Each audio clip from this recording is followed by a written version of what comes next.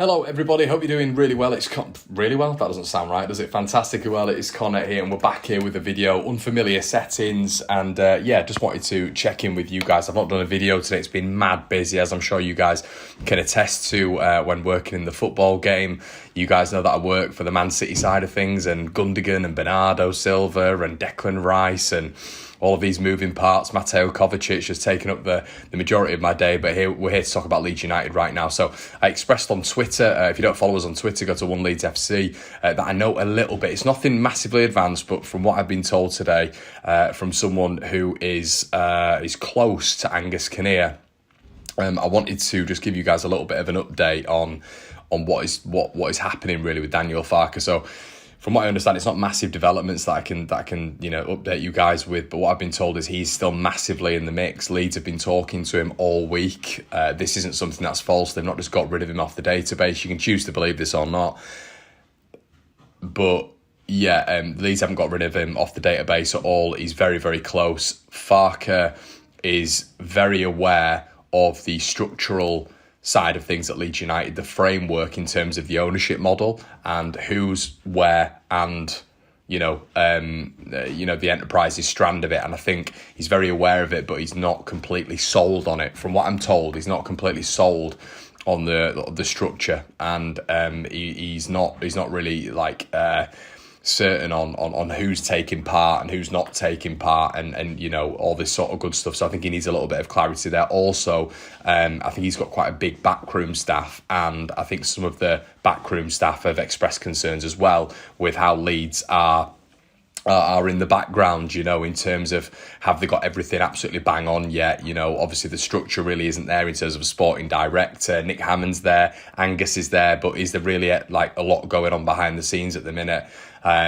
So yeah, I think he's from what I've been told, they're in advanced negotiations still with Farke, but it is once again, it's not a foregone conclusion, but from what I've been told, as I say, they're still in advanced negotiations with him, but there are a few things that Farke's not sure about, and you do wonder if that's going to play into the 49ers decision. Obviously what we know right now is that Vieira is literally, 4 to 5 odds, evens. They've just been absolutely slashed everywhere, but apparently, according to several reports, that the 49ers are making this move for a manager on the base of data and artificial intelligence, which is interesting. So yeah, whether or not that's sort of like the Brentford Brighton model, where they're going down that route where it's almost like they're able to scan the data from certain attributes that these managers pull in, almost Football Manager-esque, who knows. But yeah, it looks like that he's drawing to the close. We're going to know at the end of the weekend who the Leeds United manager is, but apparently, even though the betting sites are almost going with Vieira, that is not a done deal. And from what I've been told as well, that marries up a little bit with what the YEP are writing now, the Athletic, because I think everyone just seems to think that it's Vieira and it's done. It's not. It's not at all. As I say, Farke's been talking to them all week. I presume he's been down in London negotiating with them as well. Hence, from what I've been told, a guy who knows Angus Kinnear very, very well and has previously worked with him. So yeah, that's the update that I have. Nothing groundbreaking. Didn't profess for it to be groundbreaking, but yeah, as I say, Farke's well in conversation with Leeds, but I think there's a few things behind the scenes that he's not sure on in terms of the structural side of things at Leeds United. So whether or not that plays a part in the decision, who knows? But yeah, I think the 49ers are very impressed with him as well, from what I've been told. So let's hope that it is Daniel Farke. And I just think there's problems with Vieira. I think tactically, he's slightly inept. I think when Conor Gallagher went away from that Palace setup, he really didn't know what to do. That pressy guy from his system was taken away, and he wasn't able to adapt from that.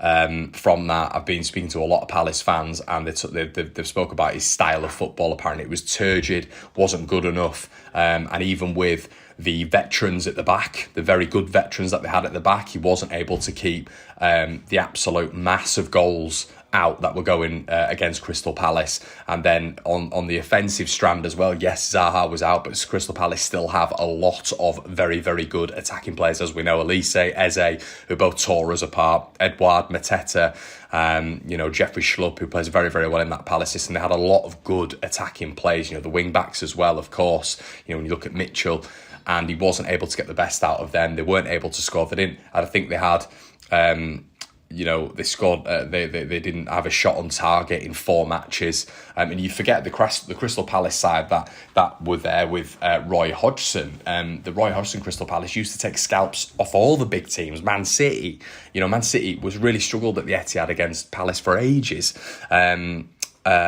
Arsenal struggled against them, Liverpool struggled against them. So this whole thing of you're against the big team, so you've got to just die. That's not what it's all about. And I think he's a very simple manager. I think it's very straightforward with Vieira. And I think in this league, in the Championship, you need tactical ingenuity. You need to be able to work with players and have different plans. Have a plan A, B, and C, which Farke did have at Norwich. And also, I've mentioned this several times, but Corberan has proved with two different clubs at 2 different stages and has improved both of those clubs. So I think when we're talking about a proven track record, this is what we need to be looking at. It's not only being successful in the Championship, but it's also having plans, plans in the Championship, where you come up against different opponents. You might be able to go to a Cardiff on a Tuesday night and have a different plan for a Sheffield Wednesday at home. And I think that's the big thing. That's the big thing at the minute. And if I'm a little bit worried that Vieira's not worked in the Championship before, I'm also a little bit worried that he went to a Crystal Palace side that was set up very, very well. There was some additions made by Vieira and his staff when he arrived. But that Palace side, even when he arrived, was a good team. It was a good side. They made a lot of sort of tactical changes. Players came in, players went out, but there was still a good foundation of Palace players there. And I think a lot of it is going to be problematic from Vieira, because I don't think he's got... basically, guys, I would much rather have a Corberan. I would much rather have a Daniel Farke in charge of a rebuild, which is going to be happening at Leeds. We could have Nonso, Somerville, Sinistera, all of these players going out of the door. And if we don't have a manager who can rebuild effectively and put in place several plans, not just plan A. It needs to be a variance, and I'm not sure he has that coaching acumen to be able to do that. And that's what I've got from speaking to Palace fans behind the scenes. They said that it wasn't only the results, but when they lost Conor Gallagher, it was just an absolute mass of shocking performances, awful performances. And when Vieira was there, I almost got the vibe that Roy made them meticulous defensively and still decent going forward. Not amazing going forward, but the amount of quality attackers that they were able to do that. I think Vieira, when watching Crystal Palace, just went like that. You go and do whatever you want. And that's not what you need. That is not what you need when you've got a bunch of young players as well. They need guidance. They need to be tutored, and I think it will be a bad move for Leeds United to go for Patrick Vieira. I think Daniel Farke has worked with a very, very low budget before. If that is needed, I think Leeds will have a higher budget. He's got to the Premier League, he's failed, but Norwich haven't backed him. They didn't back him. They never backed him. Their budget was almost directed in going down again and being a yo-yo club. That was what the Norwich fans were all annoyed about. It was like, come on, can we not give it a go? No, we're going down again. We're going to save. We're going to utilise those parachute payments and build a structure again. That's what Farke had to deal with every single time he was in the Premier League with Norwich. So I do feel sorry for him. I spoke earlier on about the Borussia Mönchengladbach job where he got sacked. Well, actually, when you look at it, when you reflect on it, they didn't improve when he was there, but they also didn't downgrade. They finished 10th in the Bundesliga. So I think this guy is a good match. He's a good match. And the same as at Borussia Mönchengladbach, a top 6-7 side in Germany, like notoriously, based on like the past 5 to 10 seasons. He got that job. And if Leeds United were to then hire this man, getting back down to the Championship, I think that's a real coup. I think that he would be impressive. I presume he's been impressive from what I've been told. As I've said to you guys, he has been very impressive in negotiations. But it's going to be interesting to see if he believes in the structure at Leeds United, because I think it's going to be very difficult, Leeds selling to him what he had at Norwich, which was maybe not a lot of financial backing, and maybe key players being sold on quite frivolously, Todd Cantwell, Emi Buendia, etc., etc. So, yeah, it's going to be fascinating to see what happens. I'm really interested to see what happens. But for me, Farke, I'd have really welcomed Corberan, but Farke is the one, and I'd be really disappointed if we didn't get him. Looks like it's going to be Cardiff on the opening day of the season. Leeds have got a really good start, and we should be picking up a lot of points in that first month. I'm not excited by any of the teams there. It's back to what we were sort of 4 or 5 years ago, which is in this turgid league, which is where we are Sky Sports Leeds, and every other side is looking to beat Leeds. It won't be us looking at any other teams. It's literally other teams looking at Leeds United now. So let us know what you think in the comment section below, guys. Would you take Vieira? Are you sort of a little bit more optimistic about those Farke comments, knowing that he's still in negotiations and there's just a few things behind the scenes that he's not sure on, or does that make you a little bit sceptical? Let us know what you think, everyone. Have a good one. I'll see you in a bit.